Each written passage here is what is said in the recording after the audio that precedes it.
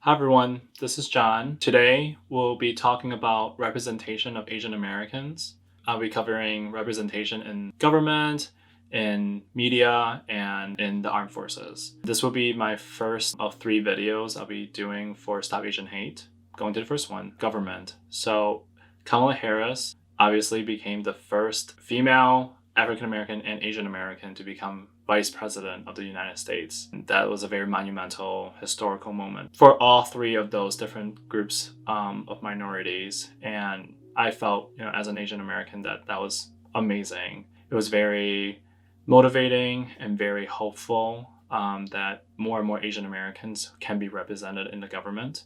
I do want to note, though, that the current cabinet secretaries, 2 senators did point out that we are undergoing the first cabinet secretary group that doesn't include an Asian American for the first time since 2000, when Bill Clinton nominated Norman Mineta as Secretary of Commerce. Norman Mineta actually went on to become the longest serving Secretary of Transportation in the department's history under George W. Bush as well. And both presidents have spoke very, favorably of him.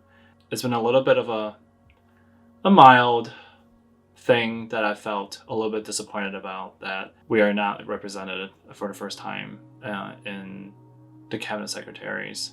The 2 senators actually, and I'm just going to read kind of like the quotes from them. They just stated that it's not about optics. It's about ensuring all experiences are reflected in our decision making. When we have diverse leaders in positions of power, it leads to more inclusive policies that better serve the entirety of our country. The letter also noted that there is a long history of exclusion rooted in discriminatory laws like the Chinese Exclusion Act of 1882 and the internment of close to 120,000 Japanese Americans during World War II. The painful history of exclusion is one that is still often felt today. When Biden was saying that he was going to choose cabinet members to represent America that will look like America, I didn't give it too much more thought. I did see that a lot of monumental designations were given. First LGBTQIA plus member being selected for a cabinet secretary position. I saw a lot being done, but it was very interesting when I saw this article from 2 Asian senators about how this is going to be the first time since 2000 that an Asian American wasn't selected for a cabinet secretary. And it's very obvious that this is very painful for the 2 senators that brought it up. And I'm sure a lot of people in the AAPI community brought this up because it's the first time that this is happening. And it feels like we're not able to be in the room where it happens. It was just a question of why. Why is there a break in cabinet secretary level position for the first time since 2000, so over 2 decades of Asian American being represented, and this is the first time. So I thought that was very interesting, but hopefully we can see more Asian American represented in, not just cabinet, but like also House of Representatives and the Senate and Supreme Court. Like, it would be really great to see more representation. And then moving on to media, a very interesting example is Long Da Dong from 16 Candles. I didn't watch 16 Candles growing up. It was actually something that, after hearing so many people rave about how wonderful of a movie it was, I decided to watch it sometime during college. And it was pretty stark in terms of seeing how Asian American portrayal took place back in I think this is the 80s.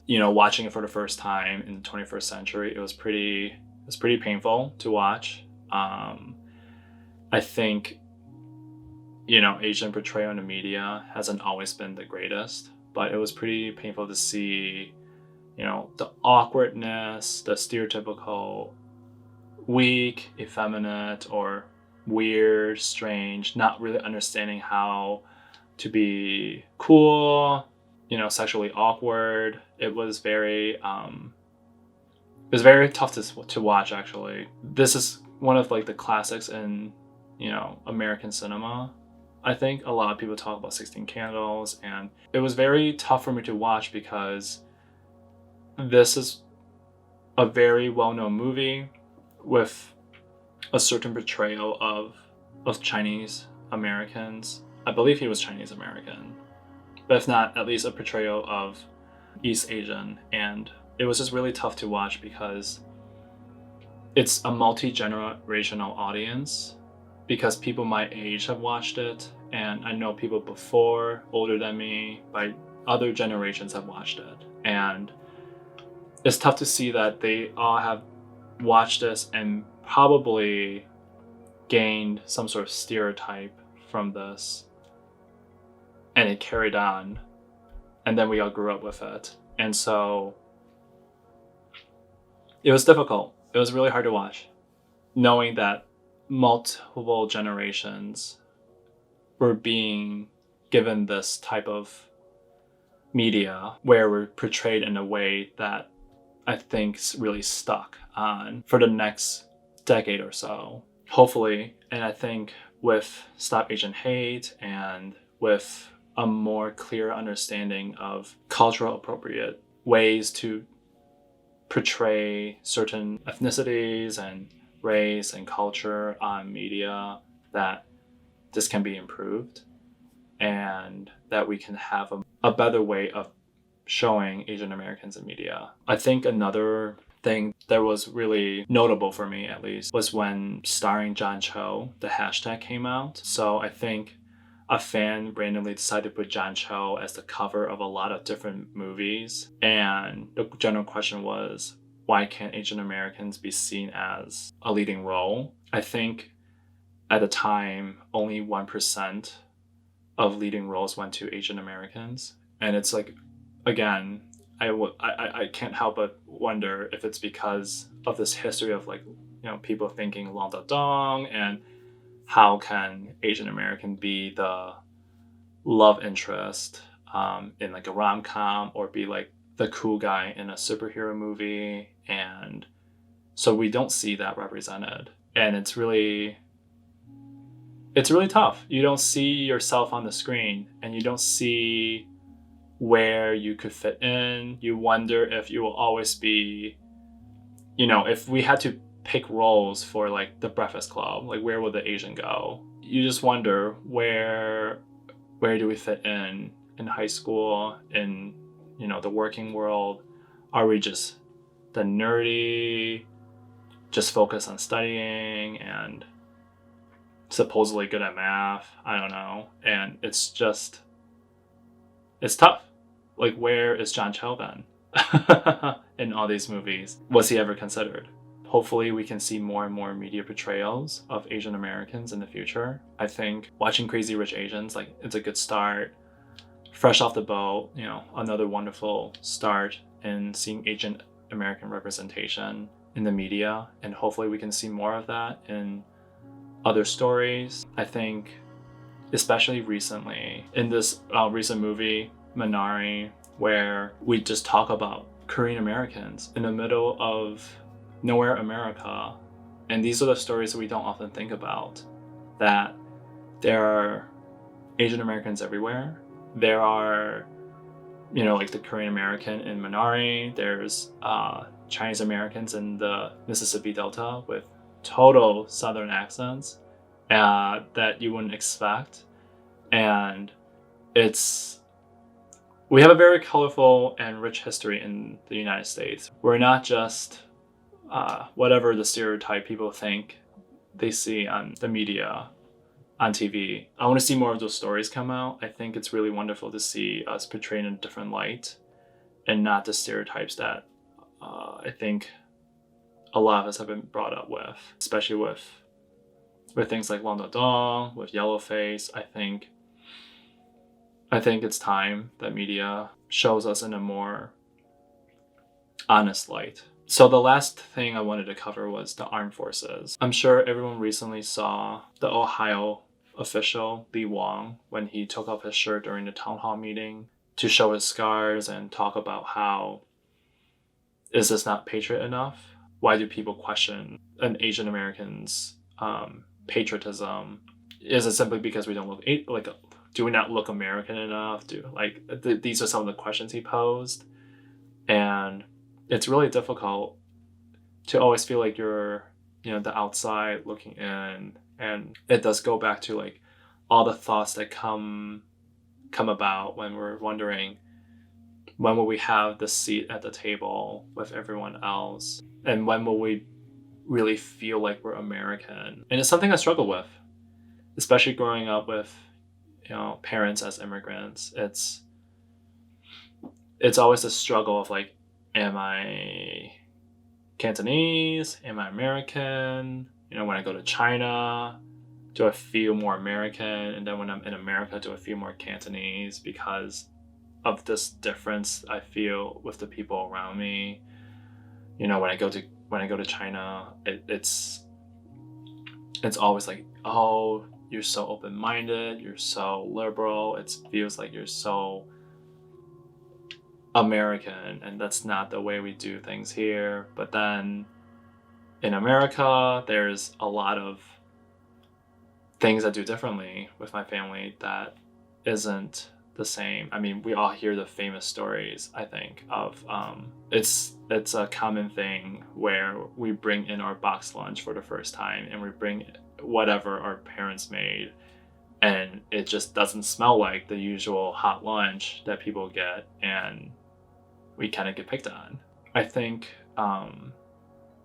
that's kind of what went through my mind when that official decided to show his scars, and just after doing 20 some years, I think, in the armed forces, people still question, are you patriot enough? Are you American enough?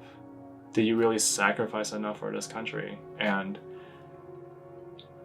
that's really difficult, I'm sure, for him to try and understand and wonder what is going on really with the world. So yeah, I think that's something that we need to take a step back and look at it from a different side of just, is it just because we look a certain way, we act a certain way?